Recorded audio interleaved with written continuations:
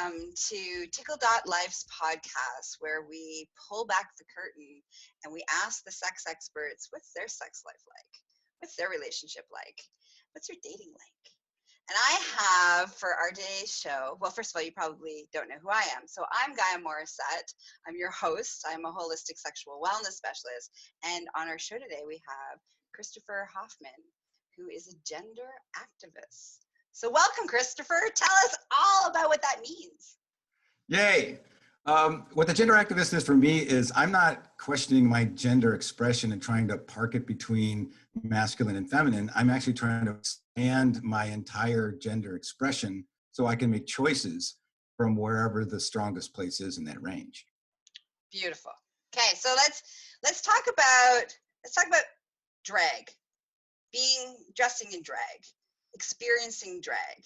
When was I want to get into the juicy details of the very first time. Nice. Oh, I mean, I grew up in a punk rock band and I was like putting color in my hair and going to parties, but it was always pretty, hetero. But it wasn't until I left my marriage and I ended up renting a room in a kind of a community house. Everybody was going off to the prom dress disaster party. And I just threw on a dress and a wig and the women made me up. And I looked at myself and I go, damn. I even took on a character like Muffy. So what inspired you in that moment? Like, what was like before you jumped into that moment? Was there any like thoughts or fears or concerns or anything going through your mind? Like, what was that moment from, hey, before I put this dress on, what was inspired? What was the catalyst for deciding to put that dress on? Well, it's just wanting to be big and loud. As a dude, I mean, I can only wear so much that, represents the way I feel inside. So putting on a dress and then certainly like a tutu and like, starting to go as far as I did, it's just a visceral feeling that you're trying to make contact with. So what was that feeling? What were you it's later as I started to understand what I was doing, which is sort of, validating my existence in a new way. There's a whole other language on the side of feminine that's sort of around this question of why. So there's dudes that are like the what and how and the loyalty, the dominance hierarchy.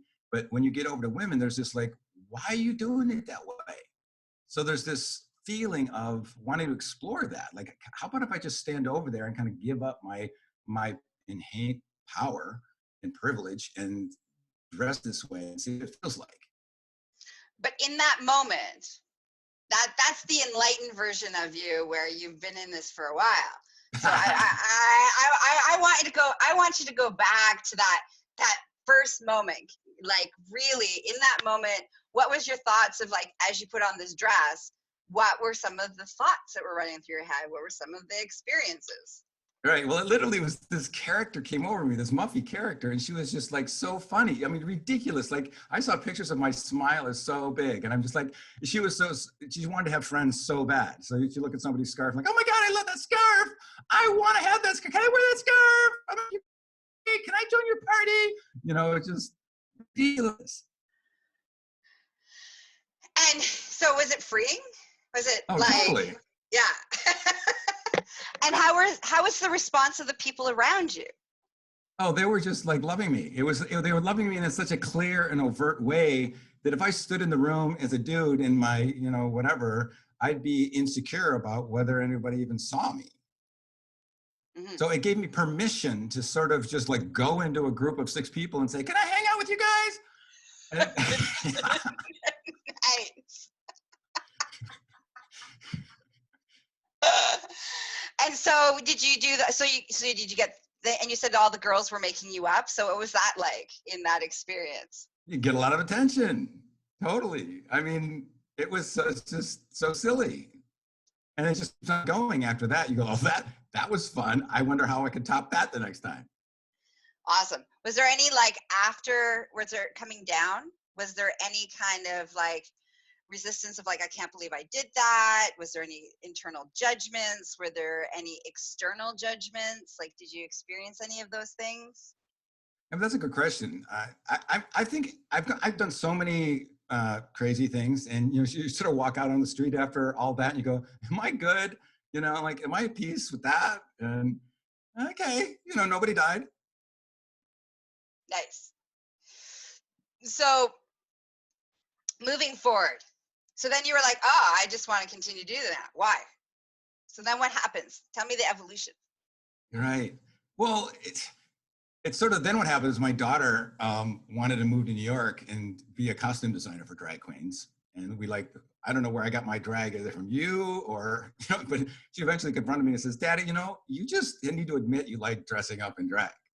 I'm like, all right. So then she starts sending me YouTube videos on how to do makeup. And then I, get on Amazon and you order all this crazy, tutus and crowns and shit you cannot glue together. And pretty soon I'm building these Las Vegas style outfits and going to these parties and I'm like having a great time. Was there anything sexual about the experience for you? It's funny. It really wasn't a sexual. I didn't want to get my cock out and just get that level of attention. But there was something interesting about being objectified. It was I just wanted to sit there and watch a dude trying to figure out, like, wait a minute, is that a guy or a girl? Or even if they knew I was a dude, to like want to dance with that. Or, it even went back to when I was in my marriage. I built this satyr like pan outfit, with the crown and like I this G-string with a tail sticking out, and that was about it, all I was wearing. And I went to this party, and women literally lined up to have a dance with the satyr man. I couldn't believe it. I'm just standing there going, all right, I will deliver the dance with the big tall satyr man with the clove-tooth boots and everything. And so it's just what's surprising to me how I can animate myself and trigger these responses to open up these channels of communication in these feelings. That's where the creative outlet came from. Like, what can I trigger in somebody else? And then where was the piece of, so not only the enjoyment of so why were you enjoying triggering all this response? Well, it's just, I've always been an instigator and been provocative, and what it does is it gives me a lot more confidence. So when it comes to actually getting down to it in the bedroom, the sense of like embodiment, the sense of like, I don't care, I'm just going to do this because it feels good. And also a certain reversal, instead of it being all about me, it's actually trying to create an environment in front of me that's filled with joy. So I'm just like, here's this space that I created with my energy. I invite you to be yourself and find something about yourself that you can animate, and I'll watch. So, and then you trade, right? Like, all right, that was awesome. If you're going to do that, then I'm going to do this. So, and what kind of parties are you going to? Because you keep saying you keep talking about dressing up and going to parties, and for some people who are listening, they're like, "What kind of parties are you going to?"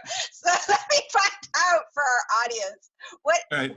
Where are these parties, and who attends these parties? What kind of party are you at? Right. Well, it's Portland, so that's the starter. A lot of these parties were like, there's this one guy that had a big old house and a big basement, and he would have a belting party. So like a pagan spring party. And it was just, no holds barred, downstairs with a dungeon, and you could do whatever you want down there. And everybody had the safe sex conversation ahead of time. And it was just a free for all of like, whatever you want to be, just come on over and be it. And so that was fun. And other parties were like the Pica Gala. It's a fundraiser for LGBT communities, and I would go there. I went there a couple times, and it's just a big old gala. And if you dress up, people are like, awesome, and it kind of contributes to the energy. So that was super fun. And then the red dress party. Instead of just wearing a red dress, I built this whole big old like tutu like headpiece, Las Vegas crown, and went there and that's and just it was awesome. So have you ever done being dressed in drag and gone out just to like the grocery store? Or like, okay, so out in the world, just in an everyday kind of experience? Or has it always been framed within going to these safe environments? Oh, mostly safe environments. But what I did was I invented this this like big heavy choker that I started to wear, just as a little signifier that I'm not participating fully in the obedience, dominance, community, kind of whatever. So that felt good. And then I wore this little bolero jacket around, this kind of women's jacket that's high in the back, and it looks edgy, and it opens conversations with people like, oh, who are you? Mm-hmm. Nice. So how is this adventure of life, facilitated to how you move in your everyday, identifying as you identify as male? Totally. Yeah, I'm totally Okay. hetero, love women. And I've had my run-in with men, not a run-in, but, like experiences that showed me that I'm not ashamed. It kind of deconstructs my, if anybody wants to threaten me as like being gay, I'm like, okay, that's nice. But it just gives me a lot more confidence to just be who I want to be. Just it brings me to a greater level of peace. What I've discovered is, my level of peace and tranquility allows me to stand in front of somebody, and in my presence, the intimacy just, can go to infinity because there's nobody there but you and I. Mm-hmm. So you kind of have to crash around and break the walls down and the structure down by threatening, the conformity to get to a place where you can feel it in your body. Mm-hmm. And so what do you do with this piece? Like, how do people spend more time with you? So first of all, how would people spend more time with you and getting dressed up with you and engaging with, Muffy? Do you still call her? Do you still call that persona Muffy? Well, she kind of came and went. She's a lot for even me. When you're dressed, do you have a particular persona, or does it change depending on, the mood that you're in that moment?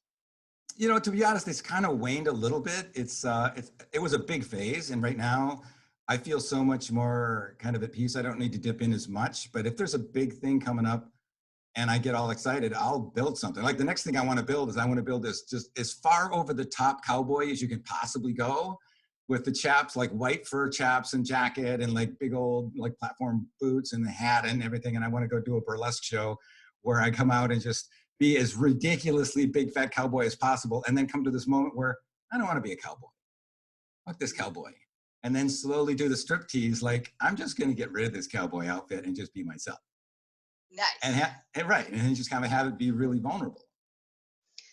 So what I'm hearing basically is that all of these are your opportunity to like lean in, to like test out, different aspects and characters, and expanding your experience from that place, and then as you take off those layers, it's like there's a new version of you after you dropped into those playing in those experiences. Would that be accurate? Totally. Yeah. And when I'm playing with women, it's an invitation for them to realize, like, whoa, this dude is so clearly real in himself. He's not going to come out sideways. He's not going to all of a sudden get over his attachment or projection on me. He's just here. And that's where the magic comes from. Mm-hmm. Any negative experiences in the dating realm? From this place of like putting on different personas and dress and drag and pushing the boundaries and all of those things that have the way that you move. And I'm going to ask this question just quickly, and I think that would be a really good show for our next episode. I'm going deeper into that, but like, what has the effect been? Well, I mean, if I've got my Tinder profile up and I'm doing some A/B testing with photographs, the minute I put a picture up of me in drag, which is like, it'd be nice if a woman responded to me based on this, it's like crickets. Just no. People just no. This dude's just a freak, and he doesn't know who he is, and I'm not going to date some guy that's like all femmed out or whatever.